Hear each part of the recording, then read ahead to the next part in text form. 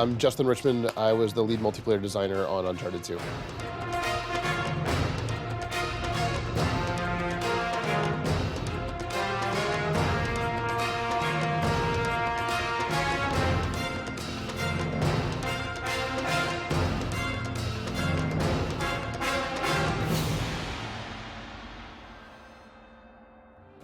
It's the same character, obviously, but I think he's become sort of a much more interesting character in this game.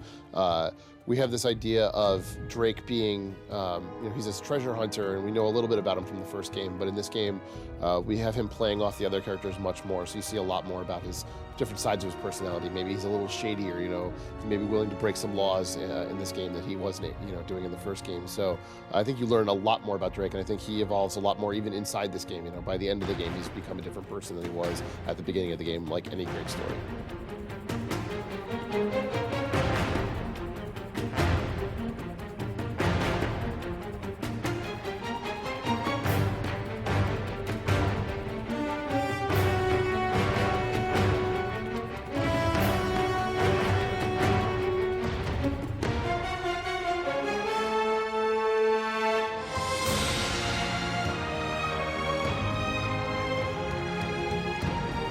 Two big additions are sort of the idea of action stealth, where you can sneak into a scenario and break people's necks and sneak around back behind guys and get into a different position so you can start the fight where you want to.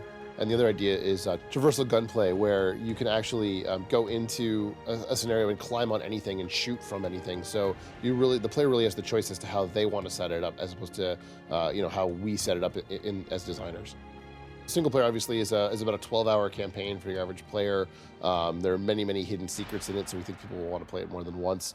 And then we have competitive. We have competitive and cooperative together. We have 7 different maps and 9 different gameplay modes. You can use matchmaking and find a game with other friends, or you can join a party and just join someone else's game and have a good time with them. So we think we give a lot of options to people as to how they want to play.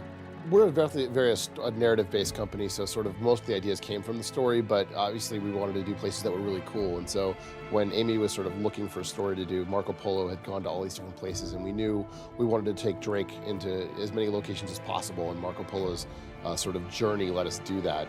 But they weren't chosen because no one had done them before. They were chosen specifically for the story.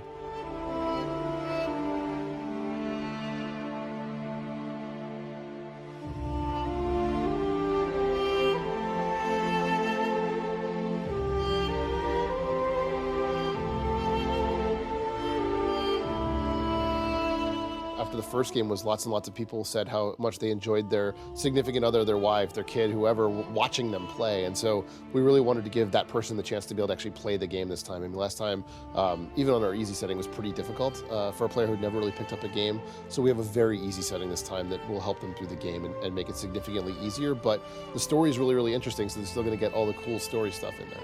On the other end of the spectrum, we have hard and crushing. And so when you play on crushing, it's very, very difficult. The bad guys are very smart. They'll flank you. They'll use all these advanced tactics to try and pull you out and get you killed very quickly. So your hardcore player definitely has a lot to experience. And even in the multiplayer, obviously when you're playing against other people are ruthless, so it's going to be very difficult. And then playing the co-op experience, our co-op AI is even harder than it is in the single player because you have more than one player playing at once. So there's definitely a significant challenge with Uncharted 2. I mean, I think there's always, big challenges in development, no matter what game it is. This game in particular, we had we set a very high bar in terms of what we wanted to do with our action set pieces, with Drake on a moving object moving through the world. So like on the train where there's actually 40 miles of track. Well, how do we stream all that in without anybody seeing it? Because we weren't going to have any load time. So those were all significant technical challenges for sure, but I think we pulled it off really well. Yes, it was very hard, but we did it. Definitely going to do downloadable content for the multiplayer. In the next few months, we'll make an announcement as to what exactly it is and when it's going to come out. But multiplayer is a long-term prospect for us, and we're going to support it for a long time. So, right off, I'm sure it'll be maps and skins and stuff, but we'll see as time goes on what we actually release. I, as a gamer, would love to see Uncharted on the PSP. Right now, we have no specific plans for it. I've never heard of anything like that, but I think it would be awesome to do. Whether we do it or somebody else did it, I don't even know, but I think it's definitely a possibility, but we have no specific plans right now. We really believe in the PlayStation 3 as a platform, and I think we couldn't do what we do on any other platform. The way we interact with the hardware and the way we're pushing the PlayStation 3, we couldn't do that on the 360. We couldn't do that. I mean, it's because we have so much control over the PlayStation 3, and we really believe in it so strongly. We have such strong tech that, I think that's where our allegiance lies, no matter what. I mean, we'd be doing this no matter what was happening. As far as people playing it, I want everybody to play it, obviously. But I think we really believe that the PlayStation 3 is the best platform out there, and we want people to go pick it up, because not just for our game. I mean, there's a huge number of cool games that are coming out. God of War 3 is coming down the line. The Last Guardian, Gran Turismo. All these different titles are coming down the line on top of Uncharted 2, and it's a Blu-ray player. I think it's by far the best platform out there for sure.